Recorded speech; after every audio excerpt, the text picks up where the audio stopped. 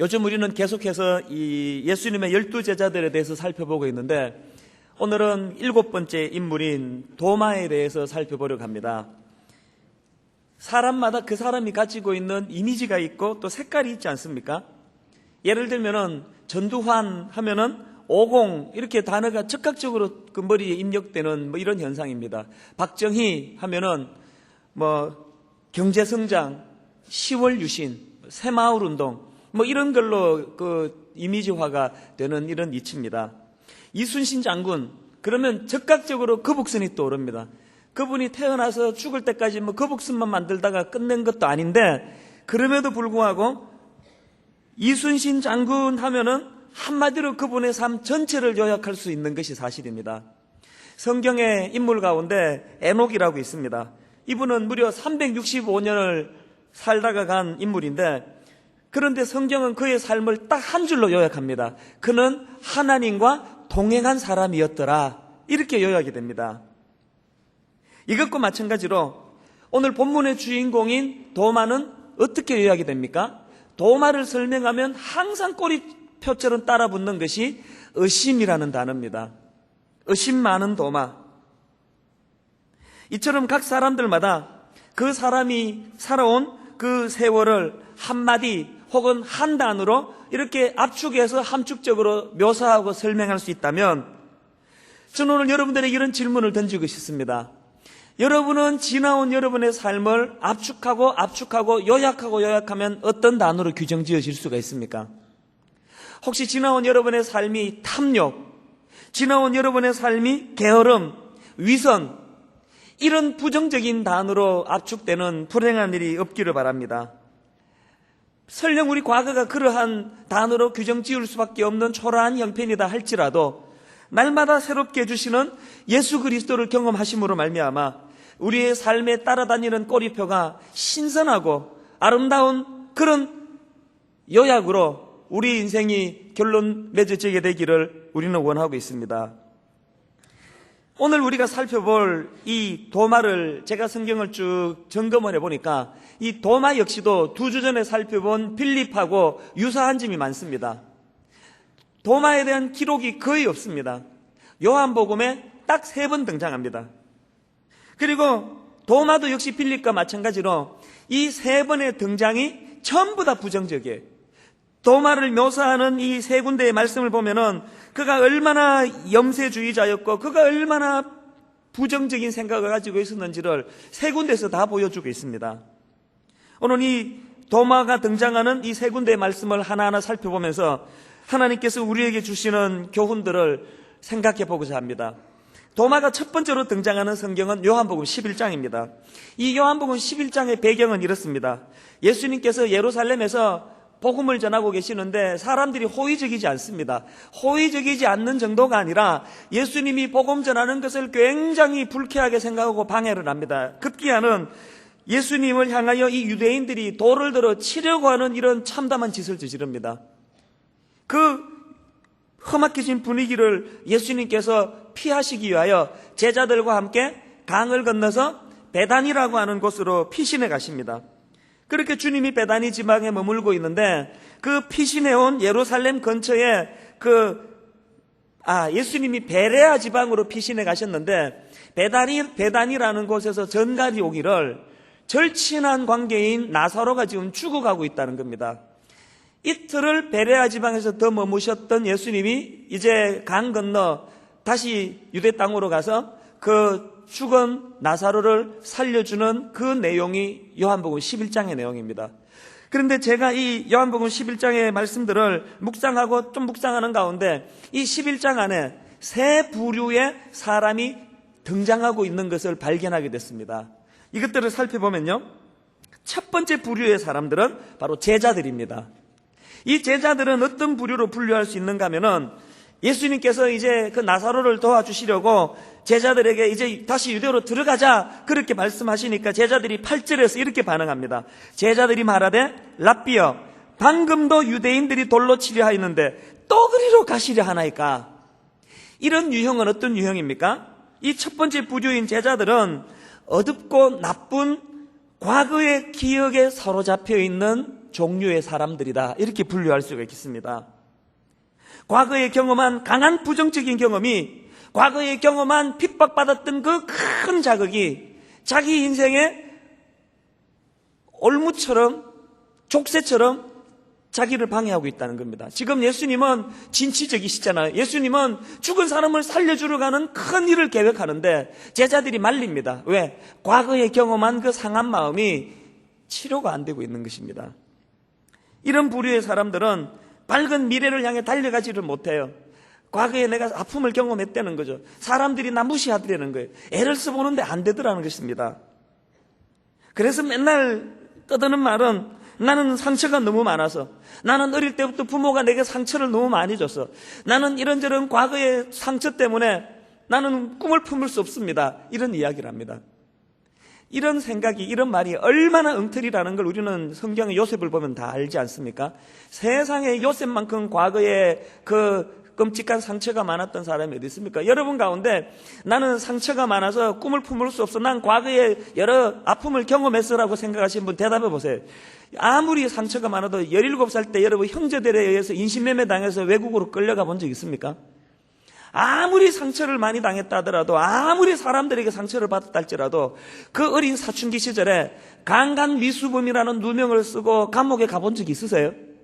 요셉이 그랬던 사람 아닙니까? 그런데 요셉은 날마다 새롭게 하시는 하나님의 은혜를 경험하고 나니까 그 과거의 족쇄가, 과거의 이런 어두운 기억들이 요셉의 미래를 가로막지를 못하더라는 것입니다. 저는 여러분들이 이 부정적인 제자들과 같은 과거의 올무가, 과거의 기억이 여러분을 괴롭히지 않으시기를 바랍니다. 그런데 이게 우리 인간이에요.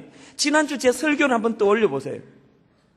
제가 미국으로 이민 가서 그 교회를 출석할 때 그 목사님이 수년 동안 저한테 고마운 일을 얼마나 많이 해주셨겠습니까? 그런데 한 20여 년 지나고는 내 머리에 남는 거는 어느 순간 목사님의 작은 실수 아닙니까? 그 사람 놔두시게야, 나 전라도 사람 싫어해, 그 한마디 말만 내 머리에 남아 있습니다. 그분이 저한테 해주신 그 수많은 고맙고 따뜻한 건 기억이 하나도 안 나요. 이게 인간입니다. 이게 강단에서 외치는 저도 조금도 나을 바 없는 똑같은 인간입니다.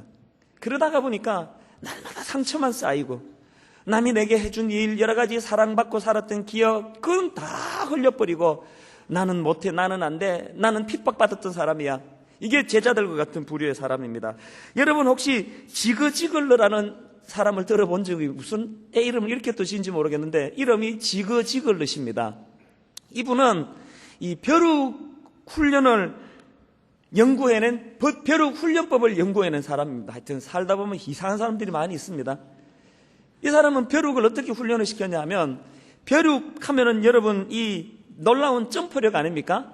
그 정상적으로 벼룩이 활동하면요, 바닥에서 지붕까지 닿을 수 있는 점프력이 있답니다. 이 벼룩이요. 그런 벼룩을 이 지거지글러시가 잡아가지고 투명한 그 유리병 안에다가 집어넣고는 위에다 뚜껑을 이렇게 닫아 버린다고 합니다. 그러면 뭐 이 벼룩이 늘 습관을 쫓아 점프하면서 하는 게 자기 인생이니까 그 병 안에서도 점프를 하는 거예요. 점프를 하는데 머리가 깨질 것이 아픈 거예요. 이유는 모르겠는데 예전처럼 높이 점프할 수가 없는 거예요. 다시 한번 힘을 가다듬고 또 점프를 하는데 또 깨질 것이 아프면서 점프가 안 되는 거예요. 계속 이게 누적이 되면서 벼룩 생각에, 야, 난 정말 뛰어봤자 벼룩이구나, 나는 더 이상 점프가 안 되는구나, 그런 생각을 하게 된다는 거예요. 그 즈음에 이 지글지글러시가 벼룩이 담겨져 있는 그 병의 병 뚜껑을 딱 치워준다는 거예요. 우리 생각에는 이제 드디어 날개를 달았다고 그 특유의 실력을 가지고 점프해가지고 병을 탈출할 것 같은데, 이미 그 벼룩 의식 속에는 나는 이제 점프할 수 없는 존재야, 나는 뛰면은 머리가 깨질 듯 아파, 이런 생각으로 꽉 차가지고 움직이지를 않더라는 겁니다. 이게 지그지글러시가 발견한 이 벼룩을 가지고 실험한 거예요. 뭘 의미할까요? 인간의 과거에 경험한 상처, 인간의 과거의 실패의 경험, 예루살렘에 갔다가 핍박받았던 이런 기억들이 얼마나 우리 인생의 미래에 이게 족쇄가 되는 자를 실험한 그 실험이라고 생각을 합니다. 오늘 여러분, 우리가 이 땅을 살아가면서 가만히 보면 그 못된 지거지글릇이, 그 죄도 없는 그 벼룩을 잡아가지고 그렇게 괴롭히는 그 지거지글릇이처럼 오늘 우리의 인생이 이 지거지글릇이 손에 붙잡힌 벼룩같이 살 때가 많이 있다는 것입니다. 악한 사단이 우리에게 뭘 자꾸 심어줍니까? 너 과거에 실패했잖아. 너 예루살렘에 복음 전하러 갔다가 돌 맞아 죽을 뻔했잖아. 너는 다시는 그런 일 하면 안 돼. 너는 이제 미래가 없는 사람이야. 제자들의 부류입니다. 저는 오늘 여러분들이 예배 가운데 살아계신 성령님께서 못된 지거지글르시와 같은 그런 악한 사단이 우리를 그런 쪽으로 몰고 가는 것을 성령님의 능력으로 고리를 끊어버리는 은혜가 있기를 주님 이름으로 축원합니다. 두 번째 부류가 바로 도마입니다. 이렇게 제자들이 과거에 경험한 강한 그 아픈 기억 때문에 예수님이 그 나사로를 고쳐주러 가시는 것을 못하게 가로막지 않습니까? 그런데 예수님의 의지가 확고하세요. 아무리 말려도 나는 가야 되겠다는 겁니다. 그런 상황에서 도마가 16절에서 이렇게 말합니다. 디두모라 하는 도마가 다른 제자들에게 말하되 이렇게 말합니다. 우리도 주와 함께 죽으러 가자 하니라. 야, 진짜 멋있는 말이에요. 모든 제자들이 쭈뼛쭈뼛 우리는 가면 안 된다 그러는데 까짓 우리 같이 주님과 함께 죽으러 가자. 제 성경을 다 뒤져봤는데 도마가 이 땅에 나가지고 한 유일한 멋있는 말이에요. 죽으러 가자. 너무 멋있잖아요. 근데 여러분 이 멋있는 도마의 이 말 속에서도요, 가만히 분석해 보면은 그 속에 도마의 부정적이고 염세주의적인 그 못된 기질이 그 말씀 안에 담겨져 있다는 것을 알게 됩니다. 무슨 말일까요? 우리가 죽으러 가자 이 말 속에는 도마가 지금 현실을 과장하고 있는 내용이 담겨져 있습니다. 예수님을 뒤따라가는데, 생명의 주관자 되시는 예수님을 따라가는데 죽으러 가기는 뭘 죽으러 갑니까? 우리의 삶이라는 게 꼭 도마와 같아요. 완전히 부정적으로 과거의 족쇄가 돼가지고 한 걸음도 내딛지 못하는 그런 인간들에 비해서는 조금 나은데, 상당히 멋있는 말도 하고 뭐 아주 죽으러 가자 소리도 지르고 이러는데 내면을 가만히 들여다보면 50보 100보더라는 거예요. 그 안에 우리의 이 부정적이고 염세적인 이런 그 믿음이 작동하지 못하는 태도가 있습니다. 이제 저는 임직식을 앞두고 자꾸 그 과거를 되돌아보고 점검하고 반성하고 하나님 앞에 또 미리미리 회개하고 이런 시간을 지금 가지고 있습니다. 가만히 지난 시간을 돌아보니까 제가 도마같이 외칠 때가 참 많았더라고요. 너무 비장하고 뭐 교회가 막 꼭 무슨 두동강이 날 것처럼 막 비장하게 힘이 들어가고, 그게 믿음 같아도 그게 불신앙이더라는 겁니다. 죽기는 왜 죽어요? 우리 생각이 아무리 어려운 상황이랄지라도, 아무리 예루살렘으로 가면 이제 돌에 맞아 죽을 것 같은 이런 위기가 찾아온다 할지라도, 여러분 우리가 예수 그리스도를 앞에 모시고 뒤따르는 인생이라면 우리 죽지 않은 줄로 믿으시기 바랍니다. 안 죽습니다. 죽지 않습니다. 그래서 너무 비장하지 마시기를 바라요. 죽으러 가자 그렇게 하면 안 되는 거예요. 오늘 어려운 고비고비마다 주님이 우리를 한 걸음 한 걸음 인도해 주셨기 때문에 내 삶은 죽지 않는 하나님의 은혜 가운데 거한다는 이런 확신이 우리들에게 부어지게 되기를 바랍니다. 자, 이 요한복음 11장에 나오는 세 번째 부류, 예수님입니다. 아까 11장 8절에서 제자들이 유대인들이 돌로 치려 하는데 왜 또 그 길을 가시려 합니까? 이렇게 부정적으로 말하니까 예수님이 9절에서 이렇게 말씀하십니다.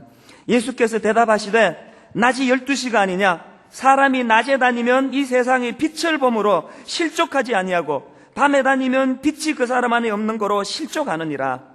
무슨 뜻입니까? 아직은 주님이 십자가 지실 때가 아니었다는 이런 뜻이 있어요. 무슨 뜻입니까? 빛 대신 주님과 걸어가는 그 길에 안전하니까 걱정하지 말라는 주님의 이 낙관적이고 긍정적인 메시지가 담겨 있는 거예요. 우리 예수님께서는 부정적으로 가득 찬 주님의 제자들에게 항상 낙관적으로, 항상 희망적으로, 항상 미래지향적으로 교훈하고 계시다는 사실입니다. 주님의 생각을 보세요. 처음에 나사로가 병들었다는 전가를 받으시고 예수님이 어떤 반응을 보이셨습니까? 11장 4절에 예수께서 들으시고 가라사대 이 병은 죽을 병이 아니라 하나님의 영광을 위하며 하나님의 아들로 이를 인하여 영광을 얻게 하려 함이라 하시더라. 여러분, 저는 이 희망차고 긍정적인 예수님의 말씀이 아무 근거 없는 허풍쟁이가 하는 얘기가 아니라는 데 힘을 얻습니다. 이런 희망적이고 낙관적인 이 말씀을 누가 하셨나? 죽음의 권세, 어둠의 권세를 이기실 수 있는 우리 예수님이 하신 말씀이라는 사실입니다. 그렇기 때문에 저는 오늘도 우리들 머릿속에 자리 잡고 있는 어둡고 부정적이고 날마다 염세적인 이런 생각에 사로잡혀 있는 우리들이 그런 생각들을 몰아내기 위해서는 그 마음의 밭에 예수 그리스도를 모셔야 한다고 생각합니다. 주님 생각에 내 머리에 입력되어야 한다고 생각합니다. 주님과 함께하는 내 부정적인 입술의 고백이 낙관적이고 희망적인 주님의 메시지로 바뀌어질 거라고 저는 확신합니다. 그래서 제가 오늘 설교 제목을 예수님 만나야 없어지는 의심 이렇게 잡았습니다. 예수님 만나야 없어지는 것이 의심입니다. 예수님 만나야 없어지는 것이 두려움입니다. 예수님 만나야 없어지는 것이 우리 과거의 상한 심령이요 상처라고 저는 생각합니다. 혹시 여러분 영국에 로저 베니스트 선수라는 사람을 들어본지 모르겠습니다. 육상 선수예요. 이 사람은 1954년도에 1마일, 이 메타로 환산하면은 1609m 시합, 예전에는 그 마일로 환산을 했나 봅니다. 그 1마일 경주에 출전해가지고 세계 최초로 그 1마일 코스를 4분대 벽을 돌파한 사람입니다. 그 당시로 센세이션을 일으켰다고 합니다. 왜냐하면은 그 당시 모든 사람들 생각으로는 인간이 아무리 총알같이 빨라도 마의 4분대라고 하는 이 벽은 뚫을 수 없다는 생각이 꽉 차 있던 상황이라고 합니다. 그런데 이 로저 베니스트가 0.6초 앞질렀습니다. 정확히 3분 59.4초. 여러분 그 0.6초라는 것은요, 뛰면서 팔만 조금만 내밀면 다 할 수 있는 그 속도 아닙니까?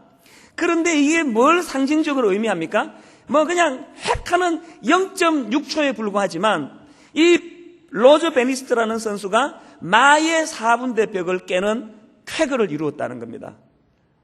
졸지의 스타가 됐겠죠? 그런데 진짜 중요한 건 또 진짜 재밌는 건 그 다음부터예요.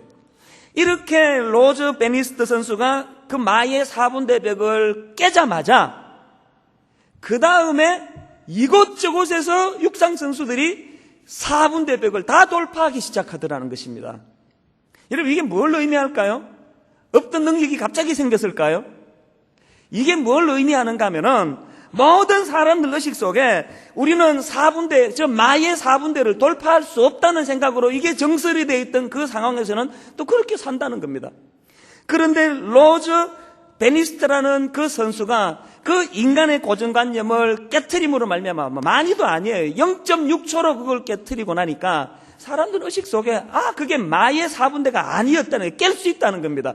그런 의식으로 전환하자마자 여러 선수가, 여러분 이런 법칙은요 우리 현실적인 올림픽에서 많이 나옵니다.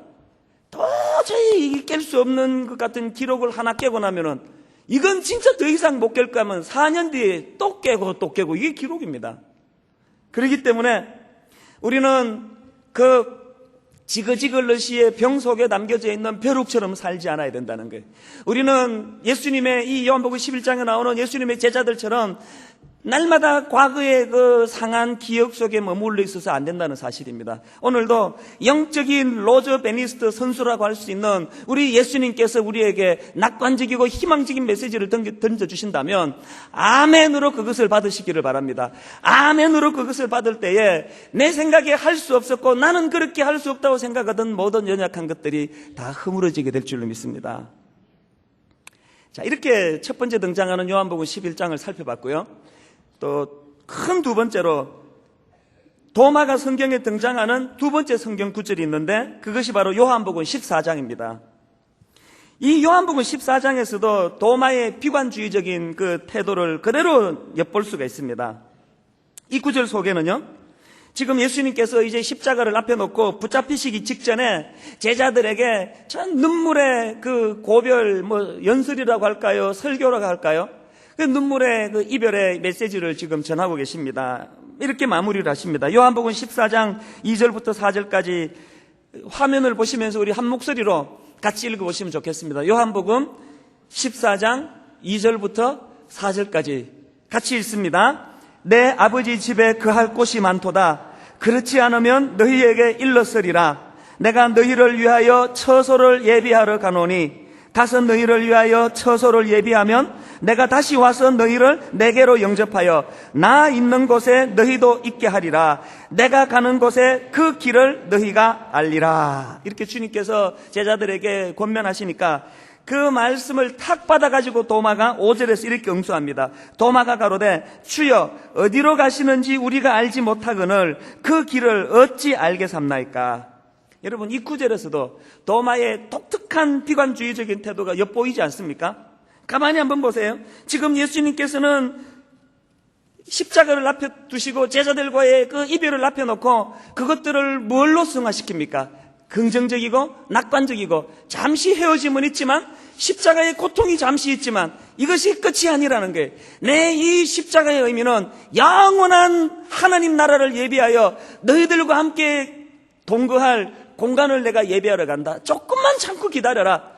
주님은 지금 그렇게 낙관적으로 그 사건을 해석하고 있는데 도마는 주님의 그런 낙관적이고 희망적인 메시지 쪽에 관심을 기울이기보다는 어디로 가시는지 우리가 알지 못하는데 어떻게 따라갑니까? 하는 이런 부정적인 면에만 마음이 쏠리고 있더라는 것입니다.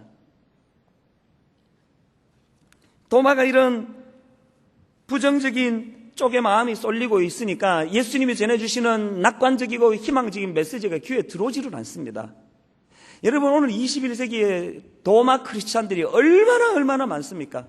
매주일마다 주님이 선포해 주시는 부족한 종의 입술을 통하여 들려주시는 이 메시지를 긍정적인 쪽으로만 다 받았으면 여러분 인생이 지금쯤 다 뒤집어졌을 거예요. 다 변화가 됐을 거예요. 항상 우리는 메시지를 들을 때 주님이 우리에게 주시는 할 수 있어, 일어설 수 있어, 용기를 가져, 과거의 족쇄를 내가 다 끊도록 조치를 취해주시다는 이런 데는 관심이 별로 없습니다. 이미 입력되어 있는 나는 안 돼. 나는 너무 지쳐있어. 난 지금 슬럼프야. 이런 쪽으로 자꾸 맞추어 나가는 겁니다. 여러분 혹시 이런 글을 보셨는지 모르겠습니다. 그 비관주의자와 낙관주의자를 이렇게 분석하는 글을 제가 읽은 적이 있는데 한번 들어보시기를 바랍니다. 비관주의자는 비가 오면 땅이 질척거릴 것이라고 말하고 낙관주의자는 비가 오면 먼지가 가라앉을 것이라고 말한다. 낙관주의자는 오늘이 더 낫다고 말하고 비관주의자는 어제가 더 나았다고 말한다. 낙관주의자는 벌을 보고 꿀을 만드는 곤충이라고 말하고 비관주의자는 사람을 쏘는 곤충이라고 말한다. 낙관주의자는 살아있는 것이 기쁘다고 말하고 비관주의자는 죽어야 하는 게 슬프다고 말한다. 낙관주의자는 지금보다 더 나쁘지 않아서 기쁘다고 말하고 비관주의자는 지금보다 더 좋지 않으니 속상하다고 말한다. 낙관주의자는 악 속에서 선을 찾고 비관주의자는 선 속에서 악을 찾는다. 이 마지막 마무리가 다 함축적으로 의미하는 것 같아요. 낙관주의자는 악 속에서 선을 찾고 비관주의자는 선 속에서 악을 찾는다. 여러분은 이런 말씀에 비추면 여러분은 비관주의자십니까? 낙관주의자십니까? 오늘도 여러분 가정을 돌아볼 때 그 수많은 배우자의 장점과 배우자가 가지고 있는 귀하고 아름다운 것들은 하나도 계산에 넣지 않고 그 배우자가 가지고 있는 조그만한 약점을 가지고 온통 마음에 그것만 발견하고 찾고 불평하고 이런 자리에 머무는 분이 얼마나 많으세요? 오늘 교회 공동체를 보면서도 마찬가지예요. 여러분은 그 수많은 문제투성이와 어려움과 내 마음에 들지 않는 그런 요소 가운데서도 거기에서 좋은 것을 찾으려고 애쓰는 낙관주의자십니까? 그 수많은 좋은 점들은 다 내버려두고 거기에 한두 가지 약한 걸 가지고 이놈의 교회는 이것 때문에 안 돼. 이놈의 다락방은 맨날 이런 것 때문에 어려움이 있어. 우리 찬양되는 우리 성가대는 하여튼 이것 때문에 안 돼. 날마다 발견하는 게 수많은 장점 가운데 이 오개티 같은 거 끄집어내는 이건 불신앙의 태도라는 것입니다. 저는 여러분들이 예수 그리스도를 인격적으로 경험하게 되기를 바랍니다. 예수 그리스도를 인격적으로 경험해서 낙관주의자이신 예수 그리스도를 닮는 은혜가 있기를 바랍니다.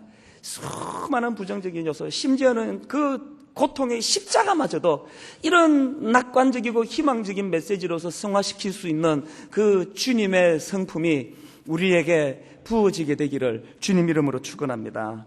이제 마지막 세 번째로 도마가 등장하는 말씀을 살펴보려고 합니다. 마지막 세 번째로 등장하는 이 성경이 요한복음 20장입니다. 이 요한복음 20장은 그 배경이 예수님의 십자가 사건이 끝나고 부활의 사건이 일어나는 그 상황입니다. 지금 제자들이 예수님이 십자가 지심으로 죽으심으로 제자들이 지금 두려움과 공포에 떨고 있습니다. 제자들은 지금 장래가 불투명해서 불안해하고 있습니다. 바로 그 상황에서 부활하신 예수님께서 제자들을 찾아가셨다는 것입니다. 요한복음 20장 19절 20절 보니까 이렇게 기록합니다. 이날 곧 안식 후 첫날 저녁 때에 제자들이 유대인들을 두려워하여 모인 곳에 문들을 닫았더니 예수께서 오사 가운데 서서 가라사대 너희에게 평강이 있을지어다 이 말씀을 하시고 손과 옆구리를 보이시니 제자들이 주를 보고 기뻐하더라. 여러분이 부활하신 주님의 방문을 경험한 제자들에게 삽시간의 두려움과 공포와 염려가 다 사라져버리고 그 두려움 자리에 평안과 기쁨이 자리 잡게 되더라는 것입니다. 여기에 중요한 의미가 담겨져 있습니다. 오늘도 여러분 우리들 삶 가운데 찾아오는 여러 가지 부정적이고 어둡고 그늘지고 불안하고 염려가 엄습해오는 이 상황을 물리칠 수 있는 유일한 비결이 있다면 부활하신 예수 그리스도를 인격적으로 경험하는 것입니다. 주님이 우리 심령에 찾아오셔서 안심하라 내니 두려워 말라 이 한마디만 말씀해 주신다면 내 안에 있는 모든 염려와 두려움은 다 사라지게 될 줄로 믿습니다. 하나님이 찬양으로 저를 다루세요. 어제도 하나님께서 말씀을 준비하는 가운데 이 찬양을 주시더라고요. 그 두려움이 변하여 내 기도 되었고 전날의 한숨 변하여 내 노래 되었네. 이렇게 고백할 수 있는 근거가 어디에 있습니까? 오늘도 살아계신 예수 그리스도께서 불안한 우리의 심령에 찾아오셔서 전날의 한숨을 변화시키셔서 내 노래가 되는 은혜가 있기를 주님 이름으로 축원합니다. 근데 제가 오늘 한 가지 포인트를 가지고 사실 이 요한복음 20장 말씀만 가지고도 한 설교가 2편, 3편 나올 정도로 너무 심오한 말씀인데 저는 여기에서 한 포인트를 오늘 같이 나누려고 합니다. 이렇게 제자들은 부활하신 주님을 경험하고 감격하고 그 두려움이 변하여 노래가 되고 기쁨이 되고 아름다운 공동체가 되는데 왜 유독 도마는 이 기쁨에 동참하지 못하느냐는 겁니다. 여러분 요한복음 20장 25절을 보세요. 다른 제자들이 그에게 이르되 우리가 주를 보았노라 하니 여러분 이게 이렇게 무덤덤하게 있으니까 그냥 글자 같죠? 이걸 연극으로 본다고 생각해 보세요. 이게 그냥 이 연속극으로 본다고 제자들이 그냥 책 읽듯이 우리가 주를 보았거든 이렇게 말했겠어요? 그 기쁨과 감격으로 흥분하면서 막 침을 튀겨가며 이제 우리는 끝났어 우리가 예수님을 만나서 주님이 부활하셨단 말이야 막 흥분하면서 도마에게 이야기하는데 도마의 반응을 보세요. 도마가 가로되 내가 그 손의 못자국을 보며 내 손가락을 그 못자국에 넣으며 내 손을 그 옆구리에 넣어보지 않고는 믿지 아니하겠노라 하니라. 썰렁한 반응으로 대꾸를 합니다. 이 싸늘한 한 구절 때문에 도마는 모든 오고 가는 후대에 의심이라고 하는 꼬리표를 달게 되는 계기가 마련됐습니다. 왜 이래야만 할까요? 모든 제자들은 지금 기쁨으로 변했는데 모든 제자들은 지금 감격하며 춤을 추며 주님을 찬양하는데 왜 도마는 그 은혜에 합류하지 못하고 의심병에 걸리게 됐냐는 겁니다. 왜 그랬을까요? 정답이 요한복음 20장 24절에 나옵니다. 요한복음 20장 24절이요. 12제자 중에 하나인 디두모라 하는 도마는 예수 오셨을 때에 뭐라고요? 함께 있지 아니한지라. 함께 있지 아니한지라. 무슨 이유인지는 모르지만 도마는 다른 제자들이 같이 모여서 운명 공동체로서 참 같이 불안을 염려하고 세워주고 함께 웃고 함께 울고 있는데 무슨 이유인지 도마 자기 혼자만 어디론가 사라져 버렸어요.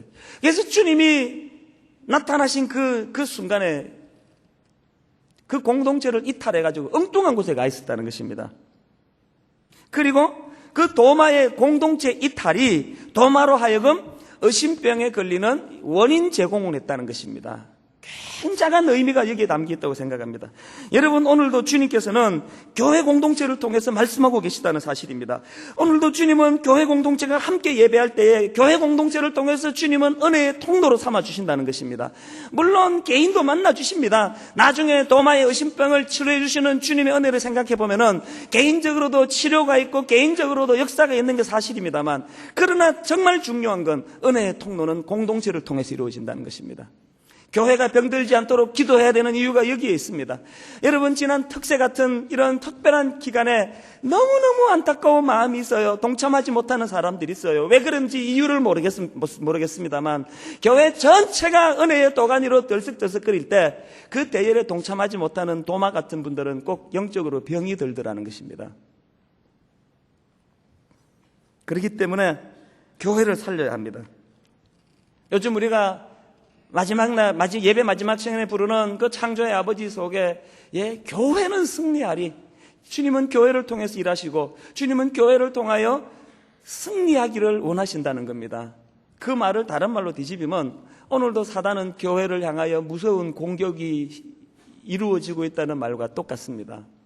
혹시 여러분들 마음속에 교회랑 관련한 어떤 과거의 어두운 기억이 있으십니까?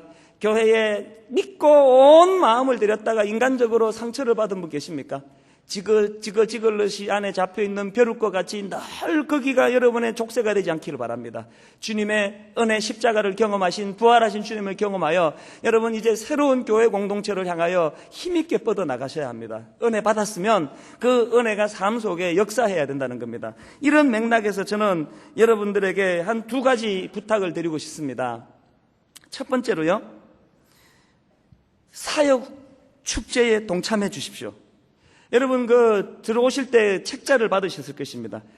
얼마나 우리 스태프들이 그 책을 잘 만들었는지, 여러분에게 나누어 드린 그 책자가 분당 우리 교회의 모든 봉사 영역을 다 담은 책자입니다. 이제 예배를 마치고 나가시면 마당에 사역 축제가 벌어질 것입니다. 거기에 여러 부스가 있어요. 찬양대도 있고 주일학교도 있고 각종 봉사하는 영역이 있습니다. 저는 눈물로 이렇게 호소하고 싶습니다. 2006년도에는 여러분 한 가지 정도는 다 봉사하시기를 바랍니다. 하나님은요, 슈퍼맨 한두 사람이 교회를 해집고 봉사하는 걸 원치 않으신다고 생각합니다.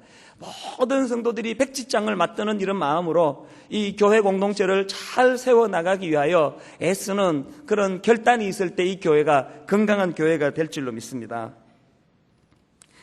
두 번째로 부탁이 있는데요, 사회복지법인 설립에 동참해 주시기를 바랍니다. 이제 저를 봐주실래요? 책자를 너무 잘 만들어가지고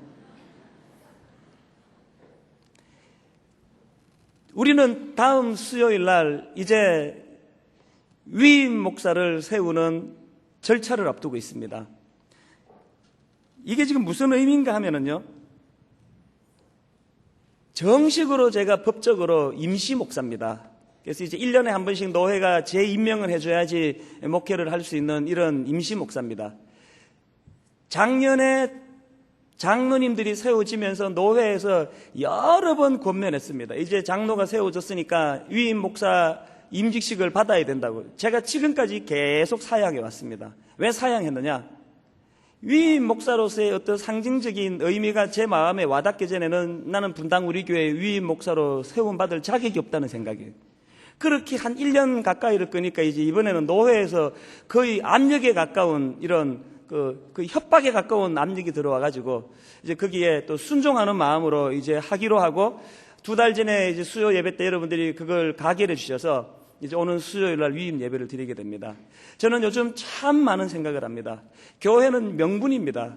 교회는 명분 없이 아무 일도 해서는 안 됩니다. 이제 이 교회가 위임 목사가 세워진다는 게 이게 무슨 명분을 가져다 주는 것인가? 그러다가 생각한 것이 이 사회복지법인입니다. 사실 제가 2002년도에 교회를 개척을 준비하면서 분당이나 수지를 다 샅샅이 뒤졌어요. 그러고는 사실 원래도 알고 있었지만 적잖은 충격을 받았습니다. 교회가 너무 많더라고요. 한 상가에 교회가 2개가 있고 막 이러더라고요. 저한테 굉장한 갈등이 하나 있었는데 이거였습니다. 교회가 이렇게 많은데 왜 또 한 교회를 내가 세워야 하는가? 이미 교회가 이렇게 홍수를 이루는데 이찬수라는 사람이 또 한 교회를 세우는 게 이게 하나님 앞에서 무슨 의미가 있는가? 이 갈등이 참 많았습니다. 그러다가 하나님이 저에게 주신 준엄한 사명을 생각하고 개척을 하기로 했는데요. 분당 우리 교회를 세울 때 아니요.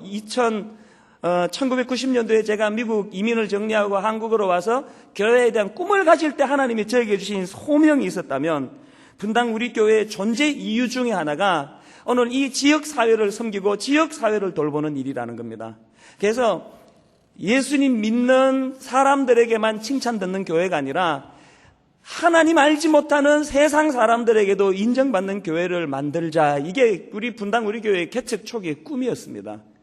이제 오늘 제가 위임 목사로서 오늘 수요일 날 세움을 반등하는 건 분당 우리 교회가 지상교회로서 완전한 조직체로서의 마지막 마침표를 찍는 거라는 의미가 있습니다. 이건 뭘 의미할까요? 이제 우리 교회는 변명의 여지가 없이 이 엄청난 은혜를 가지고 지역사회와 오늘 이 시대와 민족 앞에 한 걸음 한 걸음 일하기 시작한다는 준엄한 하나님의 명령으로 제가 봤습니다.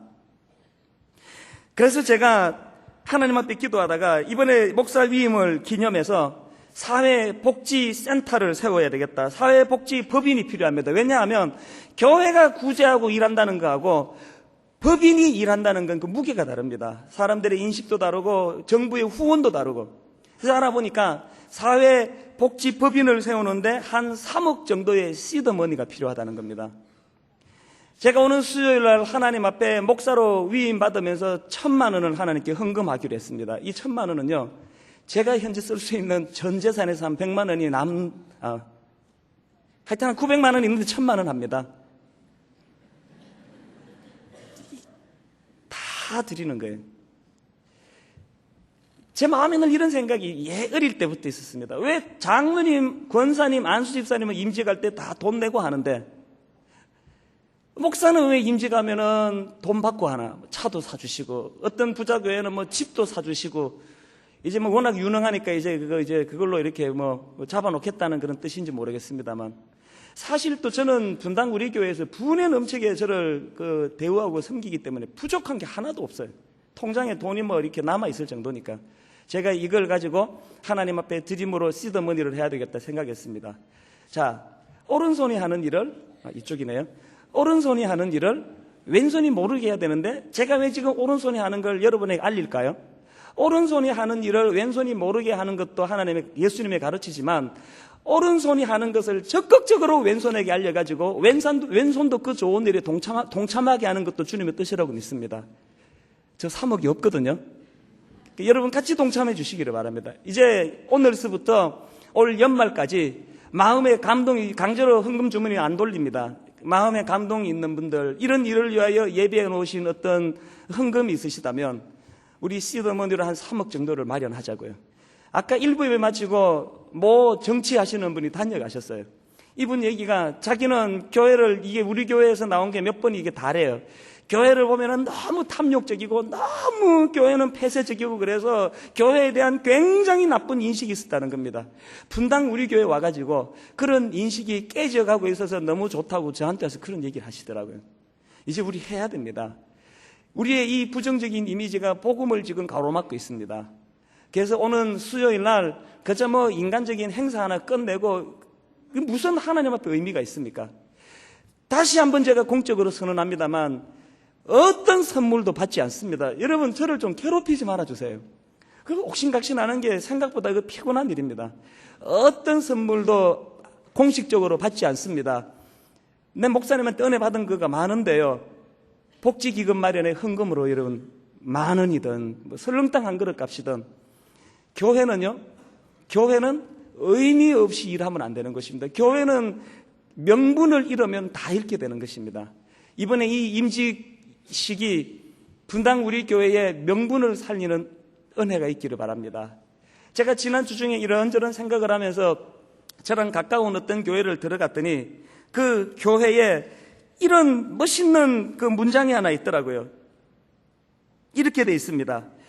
꿈이 추억보다 커야 합니다. 얼마나 이 멋있는 말이에요. 꿈이 추억보다 커야 합니다. 하워드 핸드릭스라는 분이 이런 말을 했습니다. 만일 당신의 추억이 당신의 꿈보다 더 좋고 흥분되게 하는 요소가 남아있다면 그것은 이미 죽음의 길에 들어선 것을 의미하는 것과 다름이 없습니다. 연세가 8순이 되든 9순이 되든 중요하지 않아요. 내 이 시점에서 맨날 과거만 먹고 살고 내가 과거에 얼마나 잘 나간지 알아? 내 과거에 봉사 얼마나 많이 했는지 알아? 과거에 내가 얼마나 화려한 일을 했는지 알아? 그 생각만 하고 사는 그때부터 죽음의 길로 들어간다는 거예요. 저는 분당 우리 교회 어르신들이 연세가 드시면 드실수록 꿈이 추억보다 큰 은혜를 받아 누리시기를 바랍니다. 주님의 부름을 받는 그날까지 사명이 있어서 내 꿈이 앞으로 이루게 될 내 꿈이 이전에 경험했던 추억보다 더 크고 놀라워가지고 분당 우리 교회 지난 3년 반 동안 홍해를 가로지르는 기적을 경험했습니다. 그러나 추워도 지난 3년 반을 되뇌이며 목회하고 싶은 마음이 없습니다. 지나간 건 다 지나간 거예요. 이제 분당 우리 교회가 임직식을 하는 이 시점에서 한 개인이 목사로 세움받고 안 받고 그런 차원이 아니에요. 이제 온전한 지상교회의 조직을 구성하는 이 시점에서 하나님 이 교회를 통하여 도마 같은 나, 제자들과 같이 날마다 부정적이고 날마다 염세주의자 같은 이런 나 같은 것을 구원해 주시고 기어코 도마의 입술을 통하여 주님은 나의 주인이시며 나의 하나님이십니다 고백하게 하신 그 은혜를 생각하면서 오늘 이 지역과 이 사회를 향하여 분당 우리 교회가 한 걸음 한 걸음 한꺼번에 세상을 뒤집는 일은 할 수 없습니다만 한 걸음 한 걸음 이 세상을 섬기러 나가는 이런 은혜가 오늘 저와 여러분들의 작은 정성을 통해서 실현되게 되기를 주님 이름으로 축원합니다. 오늘 우리 마무리 찬양은 이것으로 정리하면 좋겠습니다. 우리 찬송가 488장입니다. 내 영혼에 햇빛 비치니 주 영광 찬란해. 거듭거듭 말씀드립니다. 여러분 이 찬양이야말로 예배의 주인 되시는 그분을 영광스럽게 올려드리는 아름다운 도구입니다. 한마디 한마디에 힘을 넣으셔가지고 우리 찬양 같이 부릅니다. 내 영혼에 햇빛 비치니 내 영혼에 햇빛 비치니 주 영광 찬란해 이 세상 어떤 빛보다 이 빛 더 빛나네 주의 영광 빛난 그 빛 내게 비춰 주시옵소서 그 밝은 얼굴 배울 때 나의 영혼 기쁘다 내 영혼에 노래 있으니 주 찬양합니다 아멘 주 귀를 기울이시사 다 듣고 계시네 아멘 주의 영광 빛난 그 빛 내게 비춰 주시옵소서 그 밝은 얼굴 배울 때 나의 영혼 기쁘다 제가 왜 2절만 하고 그만둔지 아세요? 이 기쁜 찬양을 하나도 안 기쁜 표정으로 찬양하는 게 이게 말이나 됩니까? 여러분 지난 6일 동안에 무슨 어두운 일이 있으셨어요? 무슨 힘든 일이 있으셨어요? 가정에 어려움이 있으셨어요?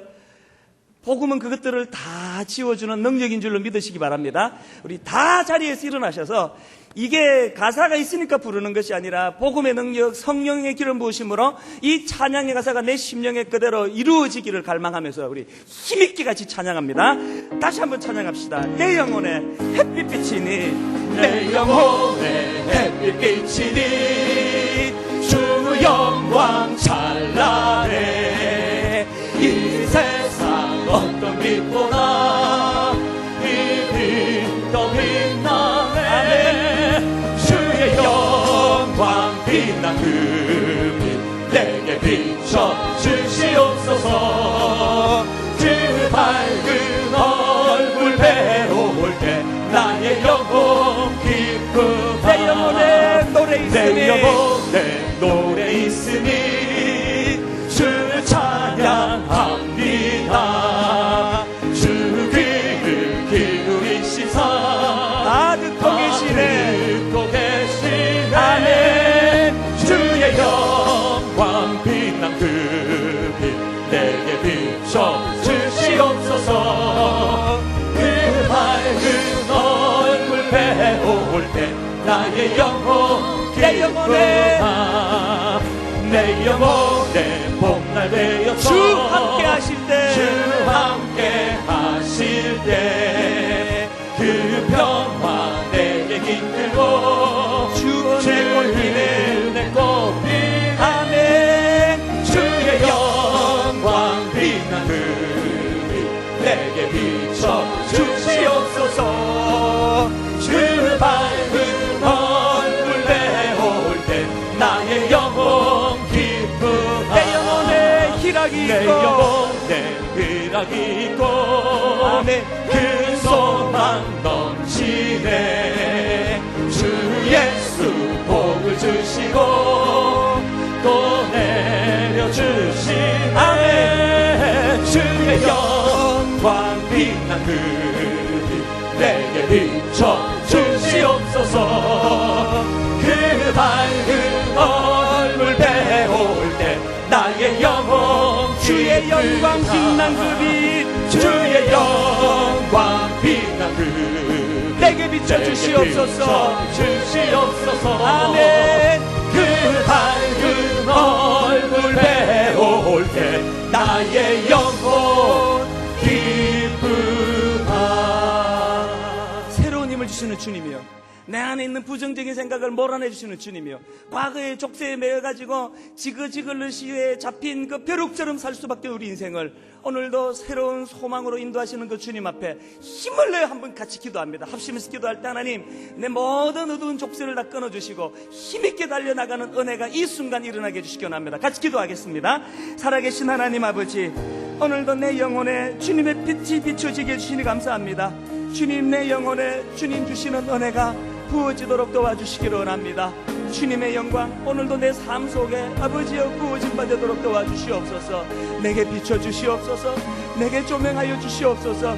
도마와 같이 의심이 많고 도마와 같이 여러 가지로 아버지여 영세주의적인 생각에 사로잡혀 있는 연약한 우리들을 불쌍히 여겨주시고 우리의 중심 가운데 하나님을 아버지로 모시고 달려나가는 은혜가 있도록 도와주시옵소서. 하나님 아버지, 영세주의자들이 한 사람도 없게 하여 주시옵소서.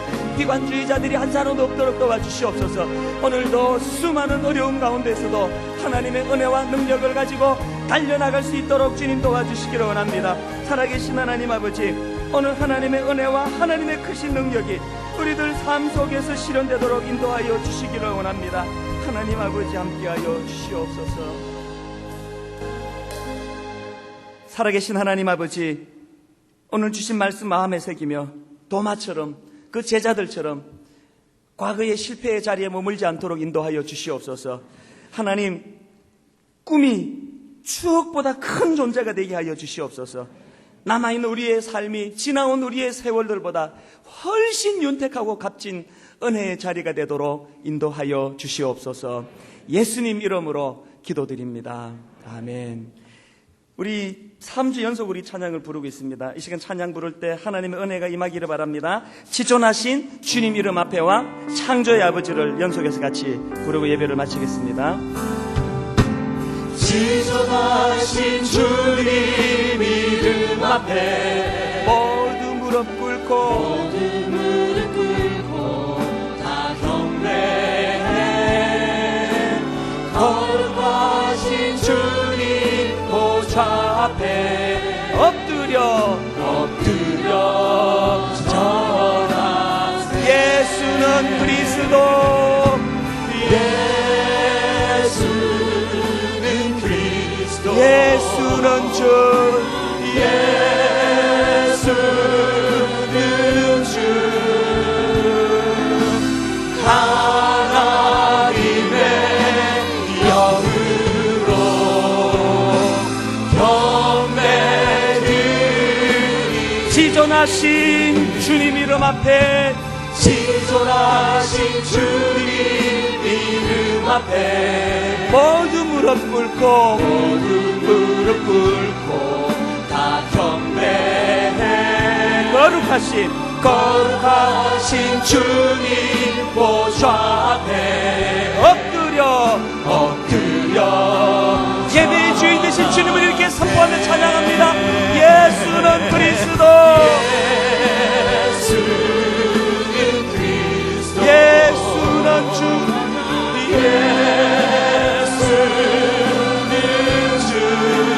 하나님의 영으로 하나님의 예배드리리, 예배드리리. 예수는 그리스도, 예수는 그리스도 찬양. 예수는 주 하나님의 영으로 예배드리리. 창조의 아버지, 창조의 아버지 그 성리 보이사 택하신 세대 일으키 이 땅을 고치소서, 이 땅을 고치소서. 주의 크신 능력 만물이 사모하니 성령의 기름 부어주사, 성령의 기름 부어 예배한 우리 모두를 이 시간 하나님께서 치료해 주시고 주님 임하여 주시기를 원합니다. 주 영광 여기 임하사, 주 영광 여기 임하사 열방 향해 그 위 비추소서. 주의 얼굴 구할 때 주의 향기 머무소서.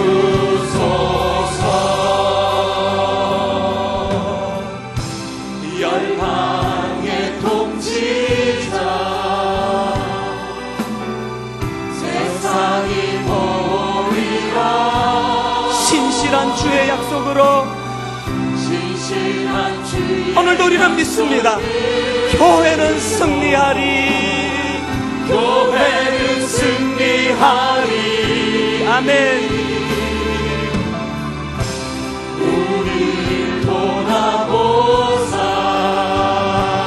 강건케 하소서, 강건케 하소서.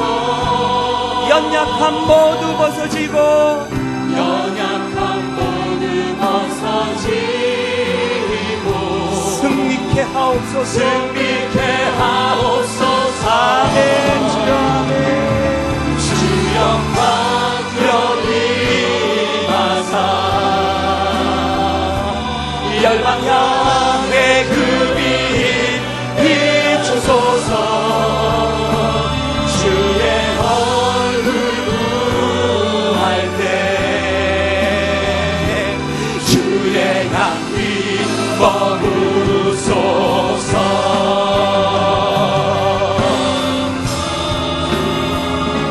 주 영광 여기 임하사 열방 향해 그 빛 비추소서. 주의 얼굴 구할 때 주의 향기 머무소서. 주의 향기 머무소서. 예배의 주인 되시는 주님께 영광 올려드립니다. 영광, 영광 영광 영광 영광 영광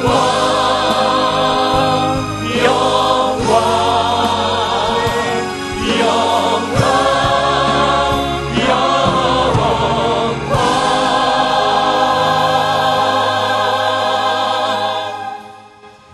우리 주 예수 그리스도의 은혜와 하나님 아버지의 다함없는 사랑과 성령님의 감동, 감화, 위로교통 충만하심의 역사가 도마와 같이 의심병에 걸려 있고 제자들과 같이 과거의 족쇄에 걸려 한 걸음도 앞을 향해 나가지 못하는 연약한 우리를 불쌍히 보시고 오늘도 십자가 못자국 난 그 손으로 어루만 주시는 은혜 힘입어 하나님의 자녀됨을 감사하며 감격하며 기뻐하며 예배하는 모든 주의 자녀들 머리 위에 지금부터 영원토록 함께 하시기를 간절히 축원하옵나이다. 아멘.